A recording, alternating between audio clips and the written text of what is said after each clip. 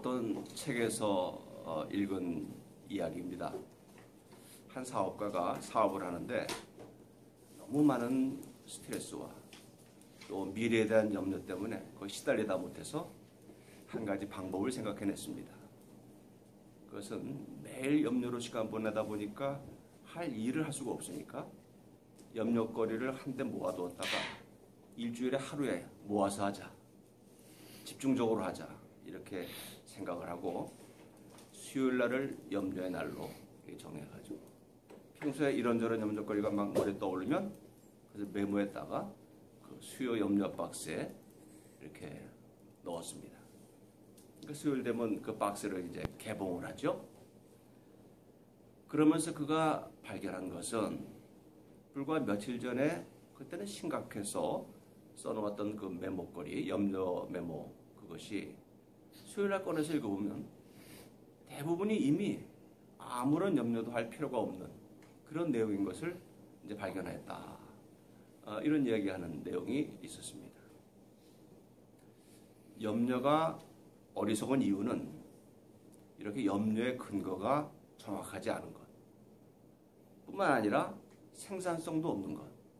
생산성이 없는 정도가 아니라 오히려 마이너스 생산성을 왜 현재에 대한 그 집중하는 것을 방해하기 때문에 그렇기 때문에 염려가 좋지 않다. 이렇게 말할 수 있습니다. 그런데 사람들은 염려하는 것과 긴장하는 것, 영어로는 염려하는 것은 이제 to worry라고 할 수 있죠. 긴장하는 것은 이제 feel tension이라고 할 수 있겠습니다. 이걸로 혼동할 때가 있는데 이 둘은 언뜻은 비슷할 것 같지만은 그러나 매우 다른 정서라고 할 수 있습니다. 이 긴장이라는 것은 그 다가오는 위기에 잘 대처하기 위해서 그리고 매우 중요한 과업을 이제 수행하기 위해서 몸과 마음의 에너지를 이렇게 정비하고 동원할 때 느끼는 그런 불편한 기분이라 이렇게 말할 수 있습니다. 저도 설교 직전에 그런 긴장감을 느끼고 있습니다. 그렇지만 그 일을 잘 대처하거나 수행하고 나면은 그 불편감은 사라지고 안도감이 몰려오고 또 성취감, 나아가서는 행복감을 느끼게 되는 것입니다. 그래서 적당한 긴장감은 일도 잘하게 할 뿐만 아니라 인생을 활기 있게 만든다. 이렇게 말할 수 있습니다. 이에 반해서 염려라는 것은 위기를 극복하지 못할 거야, 나는. 과업에 실패할 거야. 이렇게 미리 가정하거나 예단함으로써 스스로 불안하고 우울한 감정을 끌어들인다고 말할 수 있습니다. 이런 경우에 우리의 심신은 비생산적인 침체의 악순환에 빠지게 됩니다. 막 염려하다 보면 소화가 안 되죠. 소화도 안 되고 잠도 안 옵니다. 그렇게 되니까 몸과 마음이 자꾸 다운되죠. 몸과 마음이 저조해지니까 자연히 일을 하는 수행 능력이 떨어지게 되고 대인관계도 원만하지 못하게 되죠. 그러면 일에 실패할 가능성이 많습니다. 일을 실패하게 되니까 그 다음 일이 더 자신이 없어지고 더 염려가 되는 것입니다. 자꾸 이렇게 악순환에 빠지게 된다. 일단 염려의 늪에 빠지게 되면 참 헤어나기가 힘들고요. 오히려 그 염려가 확대 재생산되는 그런 경향이 있습니다. 좀 우스운 예지만 소화가 잘 안 되고 배가 더부룩하면 이거 혹시나 위암 아닐까. 그러다가 또 위암이 아니면 위암이면 나 얼마 못 사는 거 아니야? 자꾸 생각이 점핑합니다. 내가 얼마 못 살면 우리 아이들은 어떡하나? 아이들 제대로 학교도 못 다니고 결국 불량배랑 휩쓸리다가 결국 감옥 가는 거 아니야? 그러니까 지금 문제는 가벼운 소화불량인데 마음속에 있어서 자식은 벌써 감옥에 가 있는 것입니다. 자꾸 이렇게 점핑하고 생각이 그리고 나쁜 생각이 확대 재생산된다. 그래서 염려는 어리석고 비생산적일 뿐만 아니라 파괴적이기까지도 하다. 예수님께서 본문에서 너희 중에 누가 염려함으로 네 키를 한 자라도 더할 수가 있느냐. 이렇게 말씀하신 것도 그런 맥락이라고 할 수가 있습니다. 그런데 어떤 사람들은 염려하지 말라니까 무조건 아무런 대책이나 계획도 없이 믿음만 가지고 밀어붙이면 된다. 이렇게 그런 뜻으로 오해하는 분들도 계십니다. 그렇지 않습니다. 주님은 제자들에게 그런 식으로 무모하게 살라고 말씀하신 적이 없습니다. 오히려 어느 날 다음과 같은 말씀을 하셨습니다. 너희 가운데 누가 망대를 세우려고 하느냐? 그러면 그 망대를 완성할 비용이 너에게 있는지 가만히 먼저 앉아서 계산해 보아야 하지 않겠느냐? 이 말씀은 주님께서 인생의 중요한 결정과 결단을 앞두었을 때는 굉장히 신중하고 치밀하게 검토하고 계획하는 것이 필요하다 하는 것을 강조하신 것입니다. 지금 주님께서 금하시는 것은 이런 치밀한 계획과 검토가 아니라 주님이 금하시는 것은 아까 말한 어리석고 비생산적인 염려인 것입니다. 이 어리석고 비생산적이고 가장 일반적인 보편적인 염려 중에 하나가 주님이 말씀하신 바 목숨을 위하여 무엇을 먹을까, 몸을 위하여 무엇을 입을까 걱정하는 것입니다. 쉽게 말하면 앞으로 뭐 먹고 살지? 앞으로 뭐 입고 살지? 이렇게 염려하는 것이다. 주님께서는 그것은 불신앙과 다를 바 없다 말씀하셨습니다. 이 본문에 보면 믿음이 작은 자들아, 예수님이 약간 화가 나셔서 꾸짖으실 때 하시는 말씀인데 이 말씀은 우리가 그냥 가볍게 여기면 안 됩니다. 염려는 믿음이 작은 거요. 더 나아가서는 불신앙이다. 불신앙의 사인이다. 이런 주님의 경고가 되니까요. 주님께서 왜 목숨을 위해서 뭘 먹을까, 몸을 위해서 뭘 입을까 염려하지 말라고 하신 그 이유는 주님이 스스로 말씀하십니다. 음식보다 목숨이 더 중요하고 옷보다 몸이 더 우선 아니냐 하는 것입니다. 이 말씀 들으면 아 맞지. 뭐 죽은 사람 앞에 음식 갖다 놔야 무슨 소용이 있겠어? 사람이 살아야지. 또 죽은 사람 앞에 옷 갖다 놔봐야 무슨 소용이 있겠어? 그런 뜻으로 말씀하신 거라고 그렇게 그냥 가볍게 생각하기 쉬운데 그런 뻔한 상식을 주님께서 이야기하신 것이 아닙니다. 많은 사람들, 특히 하나님을 믿지 않는 사람들은 이 음식이나 옷, 의식주에 아주 집착을 하죠. 자신의 생명이 그것들로 인해서 유지된다고 굳게 믿고 있습니다. 먹을 것과 입을 것은 생명의 필수 조건, 그렇게 여깁니다. 그러나 예수님은 그런 생각의 방향과 틀을 완전히 뒤집을 것을 우리에게 요구하십니다. 음식이 있으니까 목숨이 있는 것이 아니라 목숨이 있고 나서 목숨이 있으니까 음식이 있다는 것입니다. 이것은 태초부터 이어져 온 창조의 원리입니다. 여러분 창세기 2장을 보시면요. 하나님께서 아담을 먼저 지으시고 그 코에다 생기를 불어넣으셨습니다. 그리고 나서 그 다음에 보면 에덴 동산을 지었습니다.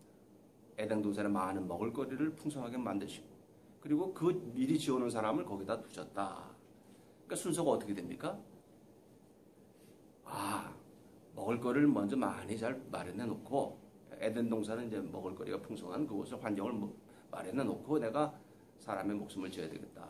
이게 아니고 하나님은 사랑의 대상을 먼저 딱 생명을 지어놓고 그러고 나서 그 다음에 먹을거리가 풍부한 에덴 동산을 마련하시고 거기다 사람을 두셨다 하는 것입니다. 이 말씀은 먹을 것이 있어야 또 먹을 것이 있기 때문에 사람의 목숨이 있게 된 것이 아니고 사람의 목숨이 있기 때문에 선행하기 때문에 먹을 것이 뒤따르는 것이다. 이것이 창조의 원리요 또 예수님의 원리인 것입니다. 즉 하나님의 뜻에 의해서 생겨나고 유지될 생명이면 먹을 것, 입을 것은 따라오게 되었다는 것입니다. 우리 속담에도 지 먹을 것은 지가 가지고 나온다고 그러지 않습니까? 그러니 우리는 생각을 바꿔야 합니다. 정말로 염려할 것은 먹을 것, 입을 것, 뭐 먹고 살지? 이것이 아니라 내 목숨이 진정 참된 생명인가? 내 생명성 자체를 염려해야 된다 하는 것입니다. 과연 하나님께서 나를 진정 살아있는 생명으로 지금 여기고 계신가? 살아있는 것 같으나 죽은 거나 같은 생명으로 여기고 계신가? 어떻게 여기고 계신가가 중요한 것입니다. 하나님께서 만약 나를 계속 살아있는 생명으로 여기시지 않게 된다면 내 앞에 아무리 먹을 것, 입을 것 쌓여있다 한들 내게 무슨 소용이 있겠습니까? 나에게 진정한 내일이란 없는 것이 아니겠습니까? 문제는 내가 하나님 앞에서 참된 생명성을 가지고 있는가. 이 참된 생명성을 예수님께서는 하나님의 나라와 그의 의라고 표현하고 계십니다. 하나님과의 올바른 사랑의 관계성, 생명적 관계성 속에 있느냐 하는 것입니다. 그런데도 불구하고 사람들은 자꾸 엉뚱한 것만 추구하고 있습니다. 왜 그렇습니까? 이 피조물들의 생명을 보살피시는 하나님과 그분의 사랑, 그분의 능력을 믿지 않기 때문입니다. 교회 안 다니는 사람들뿐만 아닙니다. 교회 다니는 여러 사람들도 한편으로는 교회를 열심히 다니면서 또 한편으로는 열심히 염려합니다. 아주 염려가 직업 같아요. 어떤 때는 막 그래서 교회도 다니면서 그 염려를 해결하기 위해서 점집에도 들어들고 그렇습니다.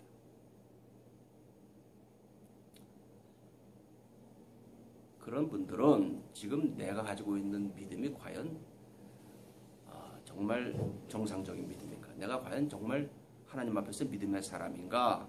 심각하게 따져볼 필요가 있겠죠. 그런 사람들을 향해서 주님은 너희는 새들을 보고 좀 부끄러워할 줄 알라고 말씀하십니다. 우리 인간들은 미래를 위해서 심고 거두고 창고를 지어서 거기다 모아들이지만은 새들은 그렇지 않습니다. 그런 일을 하지 않기도 하지만 하지 못하기도 합니다. 그런 능력이 없으니까요. 그렇다고 새들이 아무런 일도 하지 않는 것은 아닙니다. 나름대로 열심히 날아다니면서 먹이도 주워 먹고 또 그 먹이를 집어다가 새끼들한테도 열심히 주는 것 우리가 보지 않습니까? 새들이 우리처럼 심고 거두고 모아들이지 않는 것은 하나님께서 새들에게는 그런 능력을 주시지 않았기 때문이죠. 그러니까 엄밀히 말하면 뭐 먹고 살지 걱정할 것은 우리가 아니라 새들이어야 되잖아요. 자기네들 그런 능력이 없으니까, 미래를 위해서 준비할 능력이 없으니까, 내일 당장, 아니 몇 시간 후에 당장 먹을 거리가 있을지 없을지 새들 입장에서 알 수가 없지 않습니까? 아무리 허탕치고 날아다닐지도 모르지 않습니까? 그래도 새들은 염려하지 않습니다. 그들은 유쾌하게 활기차게 노래 부르고 또 열심히 날아다닙니다. 허탕쳐도 또 좌절하지 않습니다. 또 날아다닙니다. 마틴 루터가 유명한 농담을 했습니다. 만약 우리가 그렇게 명랑한 새들을 향해서 야, 너 그렇게 명랑한 거 보니까 혹시 어디다가 내년에 먹을 것까지 다 쌓아놓은 거 아니냐? 이렇게 우리가 묻는다면 새들이 우리를 비웃을 것이다. 이런 농담을 한 적이 있습니다. 주님은 말씀하십니다. 너희들의 목숨은 이 새들보다 귀하지 않느냐? 하나님이 너희들의 목숨을 더 귀하게 여기지 않느냐?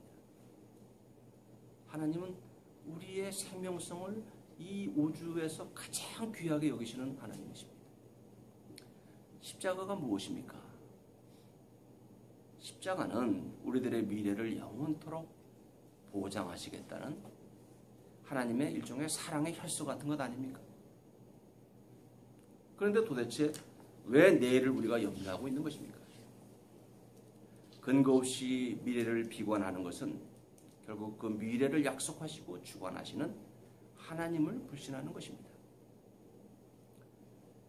밤길의 공동묘지가 정말로 나를 괴롭히는 것이 아닙니다. 공동묘지에 대한 나의 근거 없는 선입, 이것이 내 머릿속에서 나를 괴롭히는 것입니다. 공동묘지는 얌전하게 늘 있어요. 내 선입관이 나를 괴롭히는 것이죠. 인간의 가장 큰 불행은 자신의 미래에 대해서, 운명에 대해서 이런 선입감을 만들어 놓고 거기에서 헤어나지 못하는 것입니다. 뿐만 아닙니다.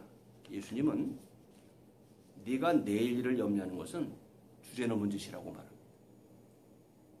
왜냐하면 내일은 너의 관할이 아니기 때문이라 말씀하십니다. 본문의 마지막만 나오는 말씀을 살펴보면요. 그러므로 내일 일을 걱정하지 말아라. 그러면서 내일 걱정은 내일이 맡아서 할 것이다. 아주 재밌는 표현이 나옵니다. 영어로 Tomorrow will worry about itself. 이것은 뭐냐면 마치 내일이 무슨 인격을 가진 존재 같아요. 그러니까 내가 내일을 염려하면 내일이 화를 낼지도 몰라요. 네가 뭔데 내일을 갖다가 It's none of your business. 이것은 너 내일이 아니야. 주제넘게 끼어들지 마. 너무나도 정확한 말씀입니다. 내일은 우리들의 관할 영역이 아닙니다. 지금 내가 확실히 관여할 수 있는 것은 그것이 좋은 일이건 나쁜 일이건 오늘 지금의 이 상황일 뿐입니다. 그러므로 현재 사는 나는 현재에 집중해야 합니다. 굳이 염려하려면 내일을 염려하지 말고 지금 이 시간 이 상황을 염려해야 됩니다. 그래도 나는 성격상 염려가 좀처럼 물러가질 않아. 염려가 몰려드는 걸 어떻게 해? 그럴 땐 주님께서 다른 처방을 말씀하십니다. 그것은 뭐냐? 그 염려를 내게 맡기거라. 염려를 기도로 바꾸는 것입니다. 믿음은 여러 가지로 표현할 수 있는데요. 믿음은 맡기는 것이다. 믿음은 맡기는 것이다. 우리가 믿는 사람한테 내 통장을 맡기지 않습니까? 믿음은 맡기는 것이다. 이렇게 말할 수 있습니다. 그러면서 지금 나에게 몰려드는 염려는 가장 좋은 기도 제목이라고도 말할 수가 있는 것입니다. 빌립보서 4장 6절 7절 말씀, 아무것도 염려하지 말라. 오직 모든 일에 기도와 간구로 너희 구할 것을 감사함으로 하나님께 아뢰라. 그리하면 모든 지각에 뛰어난 하나님의 평강이 너희 마음과 생각을 지키시리라 약속하셨습니다. 또 베드로전서 5장 7절을 볼까요? 너희 염려를 주께 맡기라. 이는 그가 너희를 돌보심이라 그러셨습니다. 그렇습니다. 염려를 맡깁시다. 그리고 내가 관여할 수 있는 현재 이 상황에 최선을 다합시다. 그것이 바로 주님께서 지금 이 순간 우리에게 원하시는 우리의 태도입니다. 기도하시겠습니다.